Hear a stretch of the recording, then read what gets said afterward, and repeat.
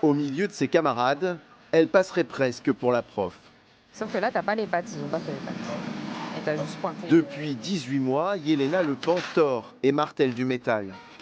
À 24 ans, la jeune femme prépare un bac pro chaudronnerie industrielle, un nouveau diplôme après un bac scientifique et un BTS en biotechnologie. Mais 2 années dans un laboratoire d'analyse la déçoivent. Heureusement, la rencontre d'un chaudronnier lui redonne le sourire. Au début, il me dit chaudronnier, moi j'en ai jamais entendu parler, donc j'ai fait cette fameuse blague en me demandant s'il fabriquait des chaudrons, évidemment. Et après, il m'en a parlé. Il m'a parlé du travail du métal, ce qu'on accomplit avec, qu'il y a plein de variantes autour de ça, qu'on peut très bien être dans l'artistique, comme dans l'industrie. On peut faire énormément de choses. Dans ce centre de formation du secteur de l'industrie, les apprentis IES ne représentent que 8% des 400 élèves. C'est peu, mais mieux qu'avant. Quand Sandy Cheilleux, sa formatrice, apprenait son métier, elle se sentait bien seule dans les ateliers. Il va falloir que tu la fermes. Ça montre qu'il y a de l'évolution, qu'il y a beaucoup de femmes qui commencent à rentrer dans ce domaine-là et ça peut que progresser dans le bon sens. Yelena, quand vous avez vu que votre prof c'était aussi une femme, ça vous a surpris aussi? Surpris, non, mais ça m'a fait plaisir. Ça change un peu, c'est une autre façon de dialoguer quand même, peut-être un peu moins brute. Et c'est plus agréable aussi parfois. Et puis ça montre aussi qu'une femme peut très bien nous apprendre beaucoup de choses et elle peut avoir autant, voire plus d'expérience qu'un homme, ça veut rien dire en fait.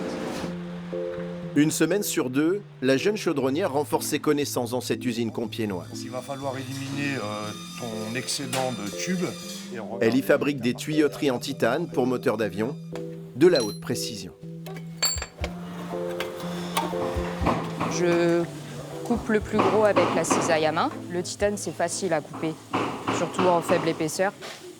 Et après, je vais à la rectifieuse pour ajuster précisément et au plus près. Assidue et à l'écoute, l'apprenti répond aux attentes de Guillaume Ramos Montada, son chef d'atelier. On a été par étapes, donc je lui ai appris la métallurgie, je lui ai appris comment régler un poste à souder. Donc à chaque fois que je lui apprends un thème, en fait, elle me fait un rapport. Toujours nickel et mot pour mot de ce que je lui ai dit. Je suis très content d'elle. On va prendre la longueur d'un rayon et on va se placer aux extrémités 1, 4, 7 et 10. Comme la petite connaissance vient en apprenant, la jeune femme compte poursuivre ses études. Après son bac pro, elle enchaînera dès le mois de septembre avec un nouveau BTS et peut-être plus. Au début, je n'avais pas l'ambition d'aller aussi loin. Et finalement, avec toutes ces choses que j'ai apprises, il y a beaucoup d'envies qui se sont accumulées, l'envie d'aller plus loin, d'apprendre plus de choses. Une fois qu'on a fait le SRD, Yelena envisage de prolonger son parcours d'excellence jusqu'en master ou en école d'ingénieur.